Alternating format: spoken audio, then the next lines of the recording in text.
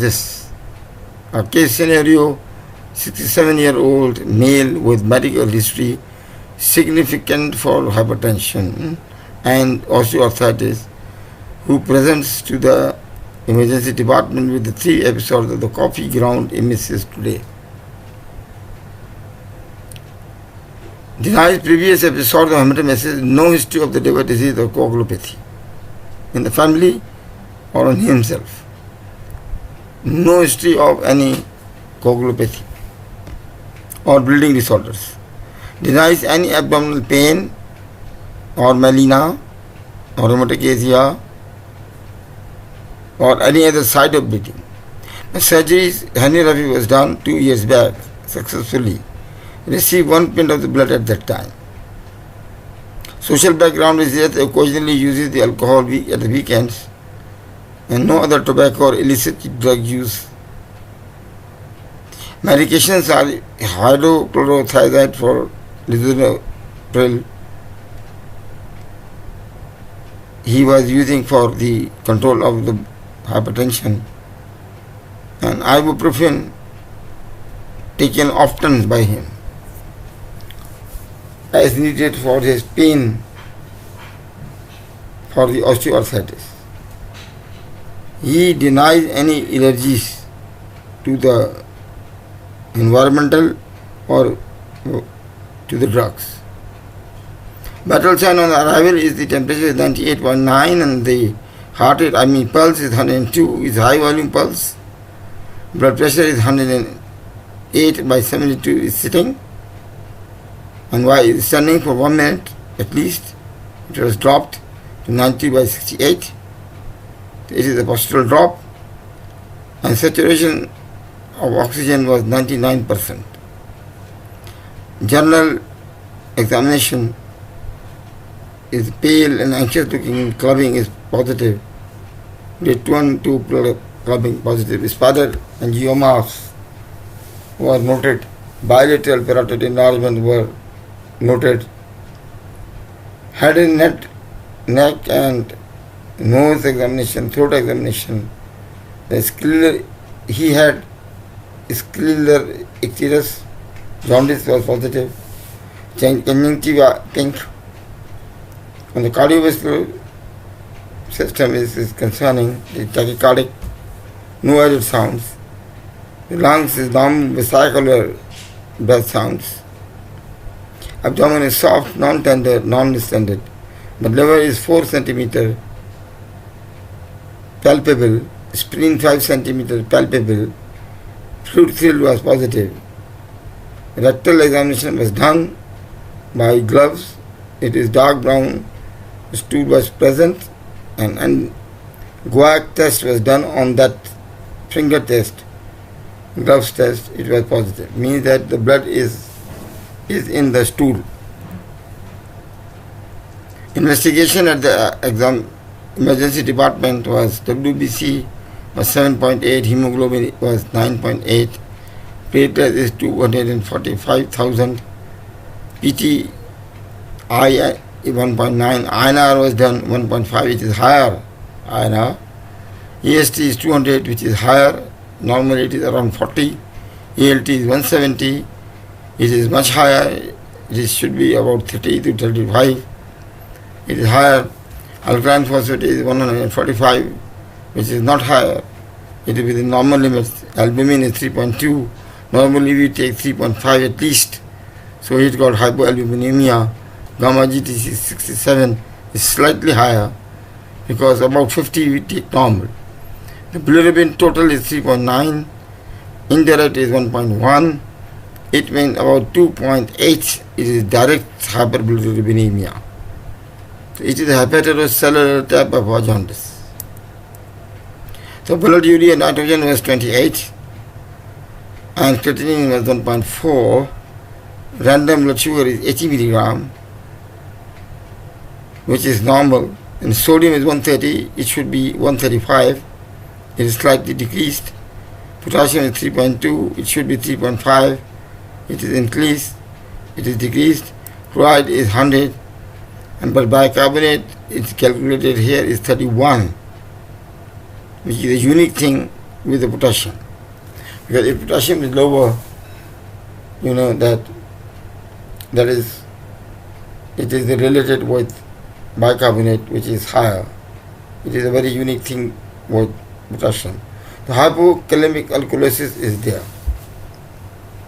Hyperkalemia is associated with acidosis, remember, most of the cases. And hypokalemia is associated with alkalosis in most of the cases. The question again same to the students, that what is the differential diagnosis and how will you proceed further? What is the most probable diagnosis? And what are the lines of management? Easy question it is. Because the differential diagnosis here you made by dragging the soft data and the hard data. Soft data is a young man. He takes alcohol. He is hypertensive. He has got osteoarthritis. And these are the soft data in this condition. And he denies any evidence of the blood from elsewhere except the presenting complaint that he has got the main thing, and that is the vomiting of the blood. The coffee ground emesis. Otherwise, soft data is there. Pornography, medications, allergies. Hard data is in this condition is that he is alcoholic, and the signs which are elaborated by the examination, they are in favor of a liver disease, probably a chronic liver disease, probably cirrhosis. Probably he has developed cirrhosis, and probably he has developed the esophageal varices. And from varices there is hematemesis. This is the case of hematemesis. Bleeding coming from the blood down, lower down, from the mid part of the esophagus down. It will become, the blood become altered. I mean, when it become vomited out, the color is not, it is bright red. It is coffee ground. If it is above the esophagus, the color is a red color. It is not modified much. If it is coming from very near to the nose or the throat, for example from the teeth or from the nose, it is bright red in color. It is not modified at all. There are three types of the blood which can come from the mouth. It can come from the throat, or from the nose, from the back of the nose. It comes from the lower part of the glottis. It comes from the stomach or down there, near the the lower part of the esophagus, that is stomach, up to the pylorus, or near the pylorus, the first part of the duodenum. Now blood comes from these sides. And why we take the history? Because the color of the blood in the vomitus can signify something. Otherwise we can't take history. हमें लेने की क्या ज़रूरत है history? हमें the history is taking because it will help us in the diagnosis. The differential diagnosis is made like this. The first thing, the most important diagnosis is the esophageal varices. Secondly, he is hypertensive patient. He took the drugs. Hypertension.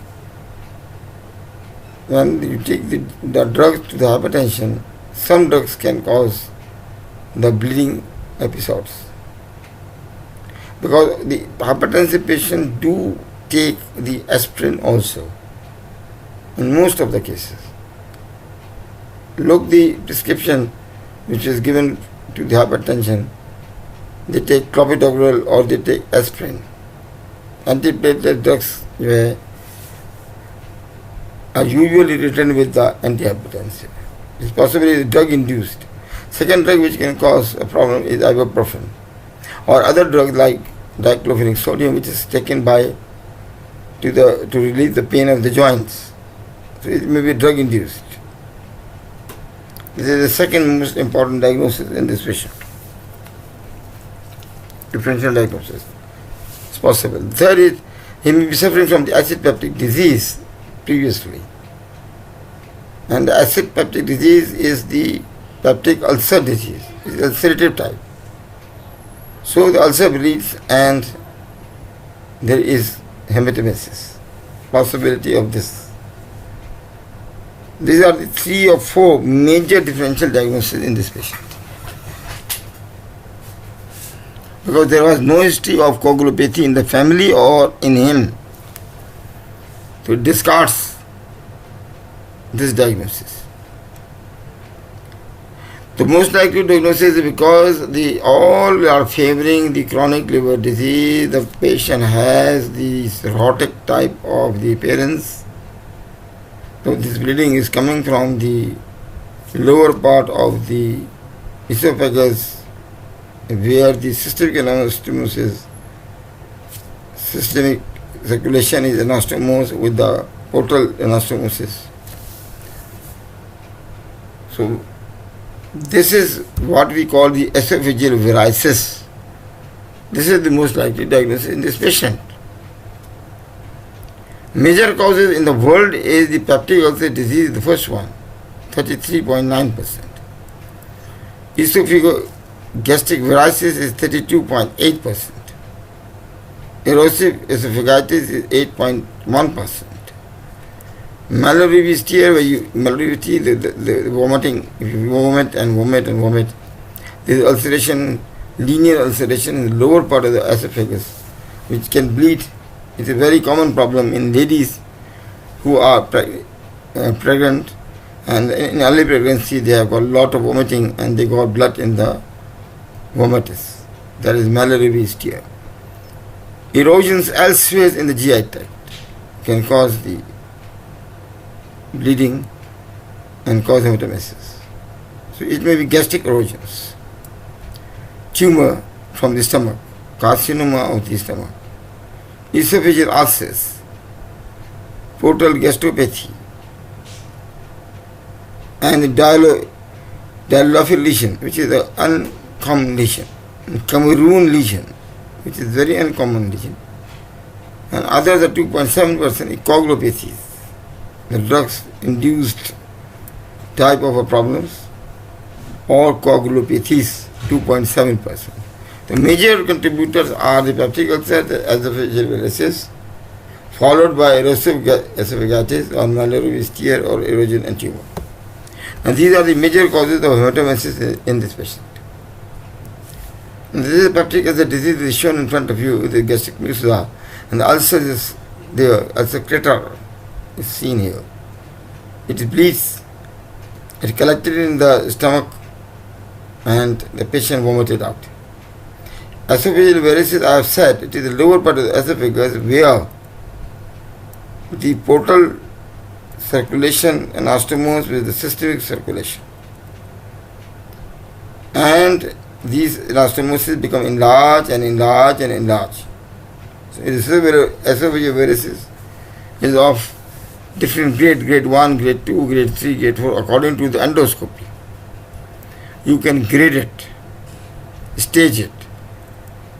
Drug-induced gastritis, you take the aspirin in a jazbati fashion, take 2 gram, 3 gram, pani mein ghola pee gaye. What happened in this case, it is the prostaglandin inhibitors, and prostaglandins are the protectors. It is the gastric protectors, वही आपने उड़ा दिए. A lot of ulcers are seen in the stomach. Gastric erosions हो जाएंगे इसमें. The ulcers are formed. Carcinoma of the stomach is the position. I already said that this is the problem in the persistent gastritis and persistent ulcer acid peptic diseases.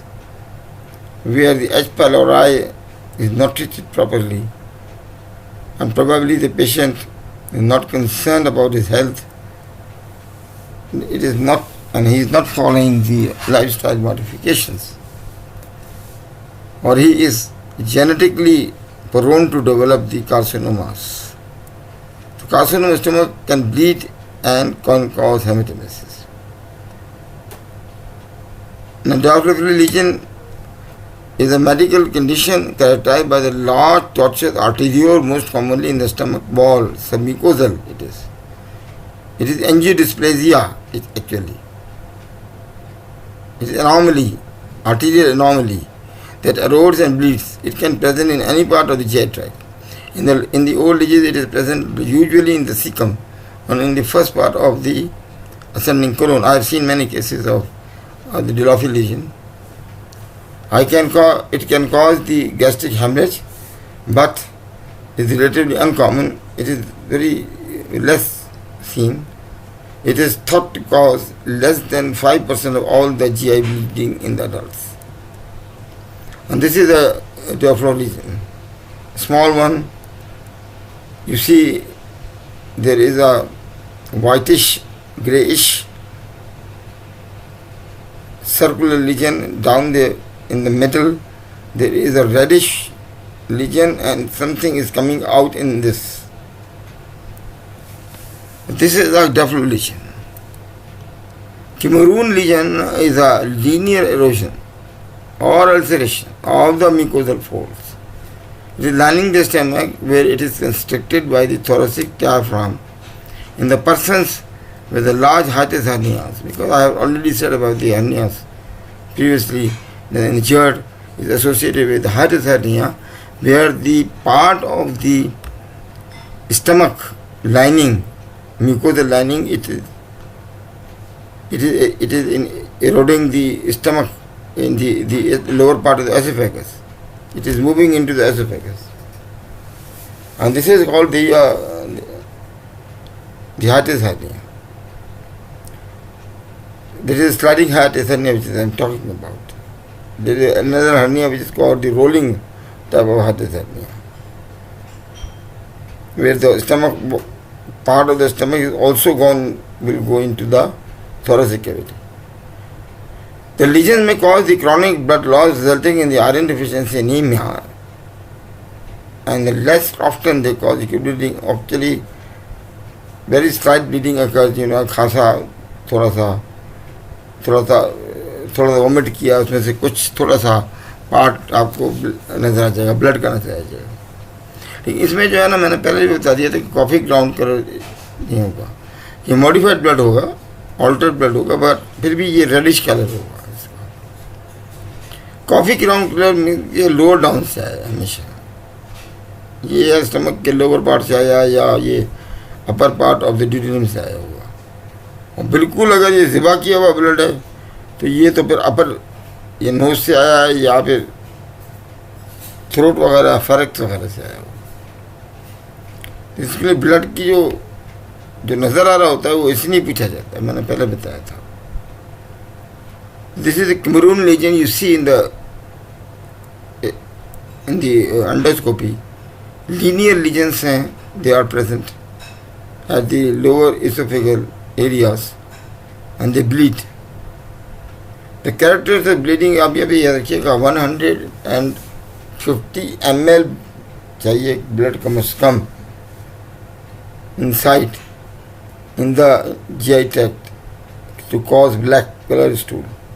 Melena, that is called dark, tarry. Melena is the dark, tarry, pungent. It is very, very offensive stool. इसके बड़े characteristic feature हैं. Usually due to the upper GI bleeding होता है, can also be from the small intestine or the proximal colon. If it is slow bleeding. अगर वह melaena ज़्यादातर जो होता है वो duodenum से या ileum से होता है. और बड़ी इंपॉर्टेंट चीज़ है. मेलिना का नकर अगर आप ले अगर आयरन तो वो ब्लैक कलर हो जाएगा, तो लोग मेलिना कहते हैं उसको. मेलिना के लिए 150 ml एटलीस्ट ब्लड चाहिए.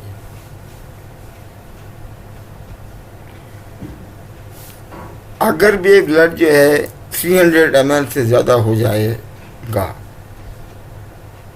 ये ब्लड की तादाद, अब देखिए वॉल्यूम इसका बढ़ जाए, ये कोलोन को इरिटेट करेगा और बाहर निकल जाएगा। इसको कहते हैं hematochezia. You see the altered coloured blood in the stool is hematochezia, bright red colour, usually lower GI bleed, can be seen with massive brisk upper GI bleeding. और अगर 50 ml हो या इससे कम हो, इससे भी कम ब्लड हो, तो ना तो ये मेलिना कॉज करेगा, ना ये हेमाटोकेजिया कॉज करेगा, ना ये फ्रेश ब्लड करेगा पीआर।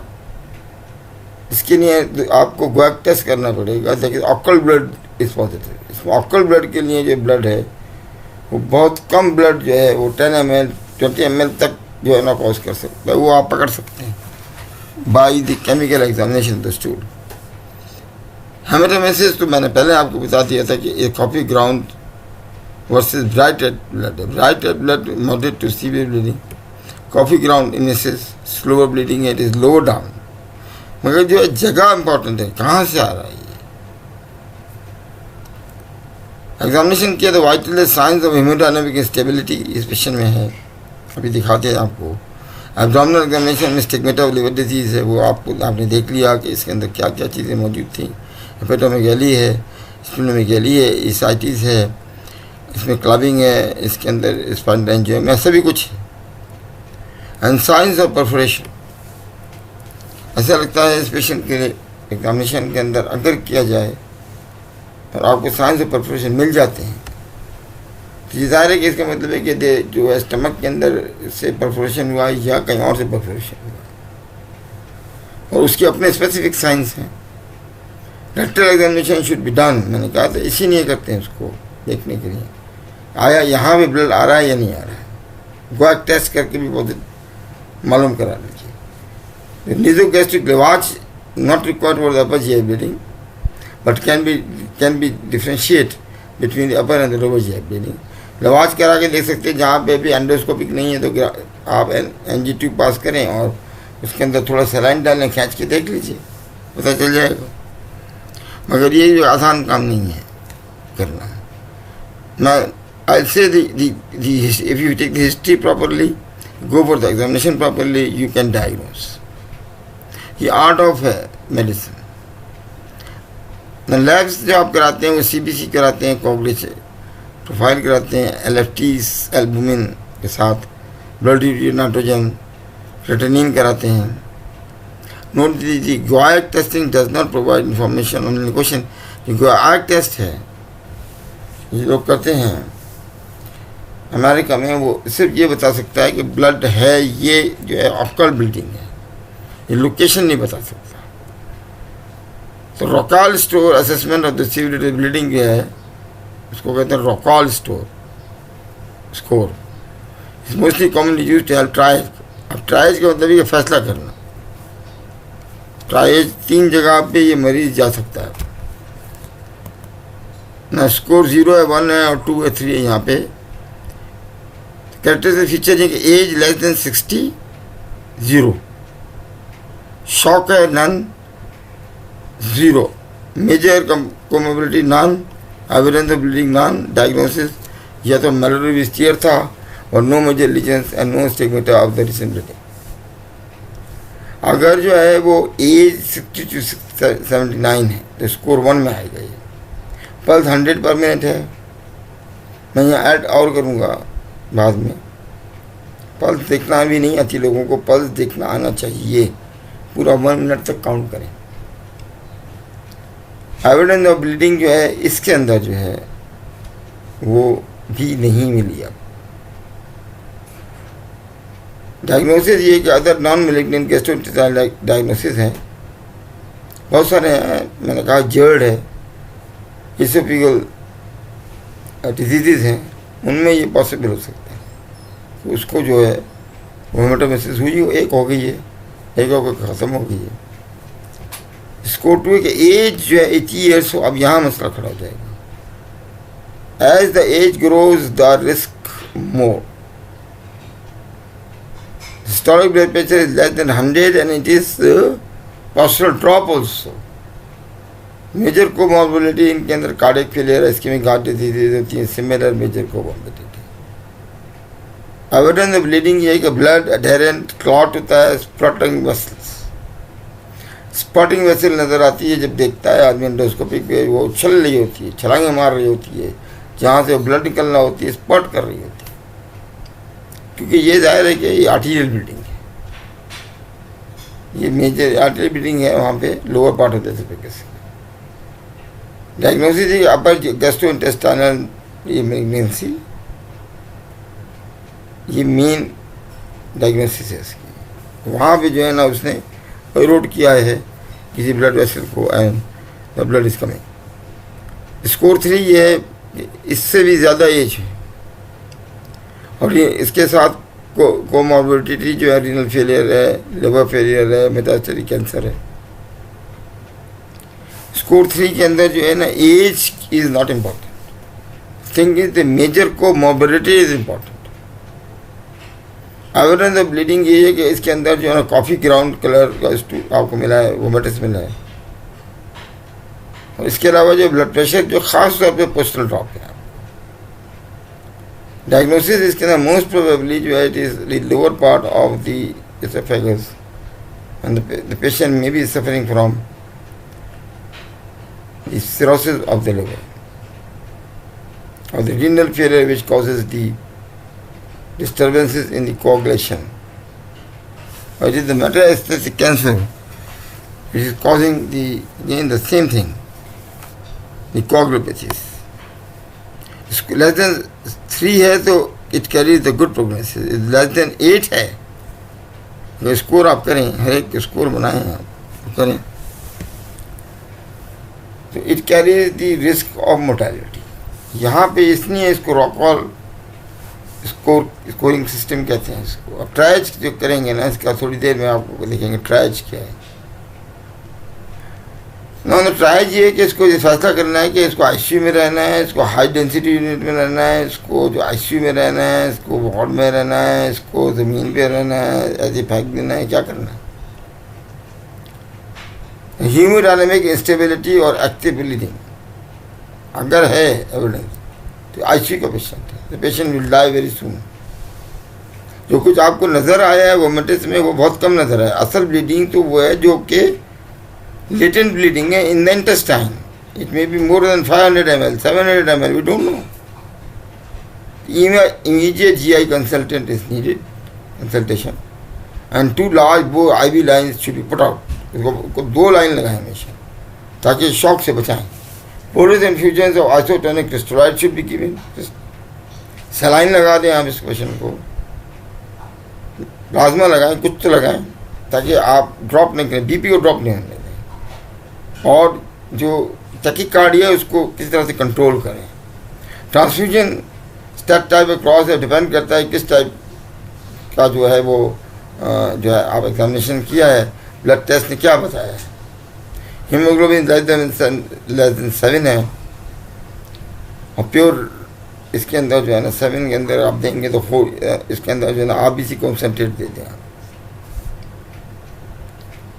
या आप जो आप देखेंगे कि अगर ब्लीडिंग जो है ना लिवर डिसऑर्डर की वजह से तो है और वो पेशेंट जो है उसके अंदर एविडेंस ऑफ कोगुलोपैथी भी है तो FFP ज़्यादा बेहतर है।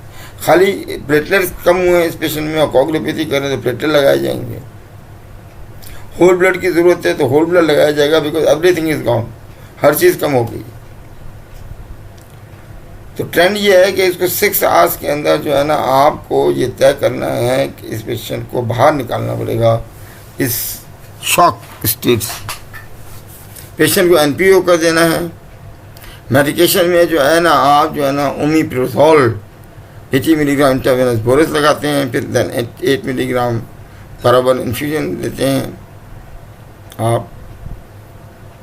इसके साथ जो है दूसरी ड्रग्स इस्तेमाल की जाती हैं 40 to 80 मिलीग्राम, मैंने बताया आपको। हम जो लगाते हैं वो इस तरह से लगाते हैं कि पहले ब्लड लगाते हैं, फिर कोशिश करते हैं किसी तरह से स्टॉप करें इसको, एंडोस्कोपिस्ट को बुलाते हैं, वो फाइन करता है जगह को, अगर उसको ज़रूरत पड़ती है तो वहाँ पे वो लाइगेट कर देता है। ये हमारा प्रोटोकॉल है अमूमन, हम शॉक से बाहर निकालते हैं पेशेंट।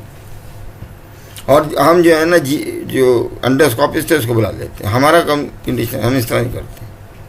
लेकिन जो दूसरे ममालिक है वहाँ ओमेप्राजोल उनको लगाया जाता है, इनको जो है ना FFP लगाया जाता है इन पेशेंट्स को। फिर इन पेशेंट को जो है वाज़ोप्रेसिन लगाया जाता है रोकने के लिए, इन पेशेंट को जो ऑक्सीटाइड लगाया जाता है। अब यहाँ हमारे यहाँ जो ज़्यादातर जो किया जाता है वो इस तरह से किया जाता है जो मैंने बताया। ज़ाहिर है कि ऑयल एनासिड है और सैलिसिलिक एसिड है, एंटीकोगुलेंट, एंटीप्लेटलेट, ये सारी चीज़ें बंद कर दी जाएंगी। सोमेटोस्टेटिन एनालॉग इन्होंने जो है ना बड़ी ज़बरदस्त काम किया है। ऑक्सीटाइड जो है ना 50 माइक्रोग्राम इंट्रावेनस बोलस दें और 50 माइक्रोग्राम पर आवर, ये बड़ा ज़बरदस्त काम करता है। ये पोर्टल हाइपरटेंशन को कम करता है, ये ब्लीडिंग टेंडेंसी को कम करता है, जो स्प्लिटिंग हो रही है ब्लड की उसको कम करता है। Antibiotics should be given if it is needed, ceftriaxone. याद रखिएगा कि ज़्यादा दिन तक सेफ्ट्रैक्सोन ना दें, it will cause thrombocytopenia. It can switch to the norfloxacin upon discharge depending upon कि सबस्टेंस वेरिसल ब्लीडिंग। ये बड़ा ज़बरदस्त सब्जेक्ट है, इस पर बाद में बात होगी कभी।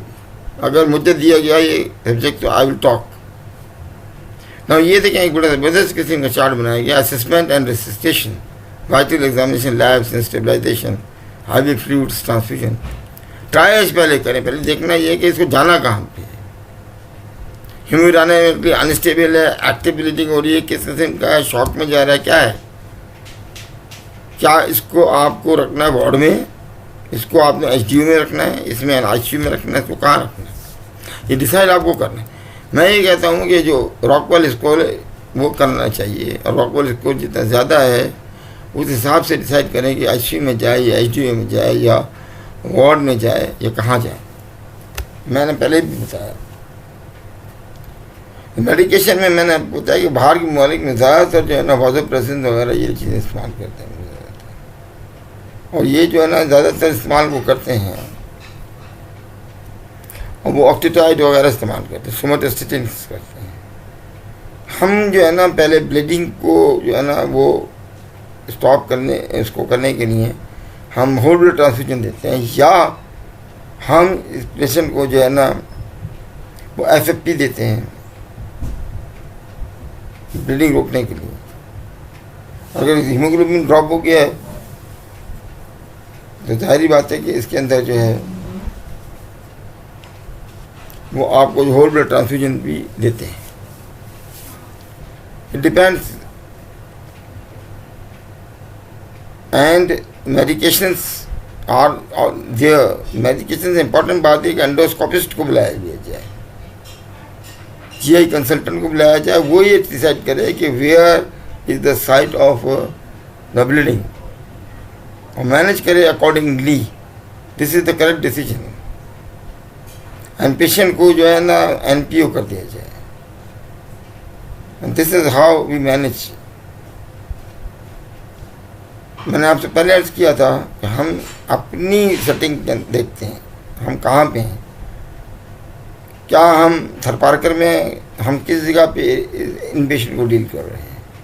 जो कुछ भी अवेलेबिलिटी है आप शॉक से बाहर पेशेंट को निकालें, आप ब्लीडिंग को स्टॉप करें by any means.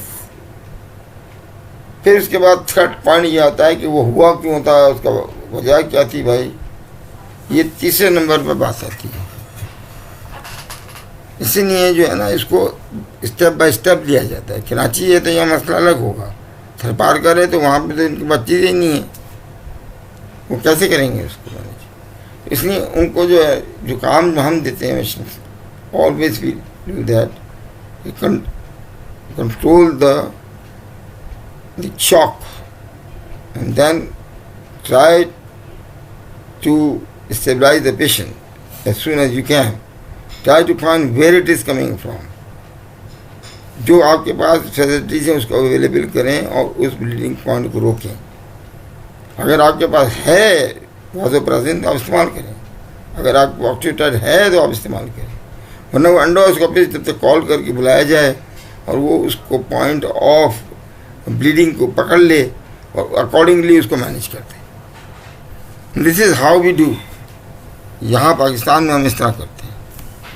This is the correct way to do it. बाद में फिर ज़ाहिर है मैंने इसको देखा जाता है कि ये क्यों हुई थी, what are the underlying findings in this patient. अब इस पेशेंट के जो अराइवल के ऊपर जो है ना, ये आपके सामने सारा लिखा गया है, ये सारा कुछ मौजूद है. इसके अंदर पोस्टल ड्रॉप है, ये पेशेंट शॉक में जा रहा है, इसकी एज आपने देख ली थी, ये टैकीकार्डिक पेशेंट है, लंग नॉर्मल है, इसके सारे के सारे फीचर्स शो कर रहे हैं कि ये लिवर डिजीज़ है. इसका रॉकवेल स्टोल अगर आप निकालेंगे तो 6 से ज़्यादा आएगा. WBC 7.8 है, हीमोग्लोबिन 9.8 है, प्लेटलेट 245 है, PTI INR डिस्टर्ब हो गया है, INR 1 के करीब आ रहा है, ये डिस्टर्ब हो रहा है. AST 20 है, ALT 17 है, ALP 50 है, एल्ब्यूमिन है 3.7. ये वो दिखा रहे हैं लैब, उस वक्त की लैब है जिससे इस पेशेंट को आपने ट्रायज दे दिया है. रॉकवेल स्टोर से 6 में गया, 6 में जाने के बाद ICU में गया, ICU में रहा 3 दिन के बाद कि ये इन्वेस्टिगेशन है जो आप देख रहे हैं. ये पेशेंट उससे बाहर आ गया है. तो obtain a good history, triage करें, contact GI immediately, examine and diagnostic data देखें, इमरजेंट मैनेजमेंट देखें अकॉर्डिंगली आप अपने हिसाब से. ABCs देखें, जाहिर बात है कि airway and the blood circulations, breathing, 2 large bore, हमेशा याद रखें 2 लार्ज बोर नीडल डालें ताकि बाद में कट डाउन ना करना पड़े. PPI आप दें. If you suspect variceal bleeding, then cirrhosis, somatostatin आप लगा सकते हैं, वाज़ोप्रेसिन आप लगा सकते हैं, and empiric antibiotics can be given. Now this is how the patient comes to us with blood in the vomitus. ये एक वार्निंग साइन है फॉर एवरीबडी, किसी भी कौम के लिए, एनी कौम, जो भी लोग हैं,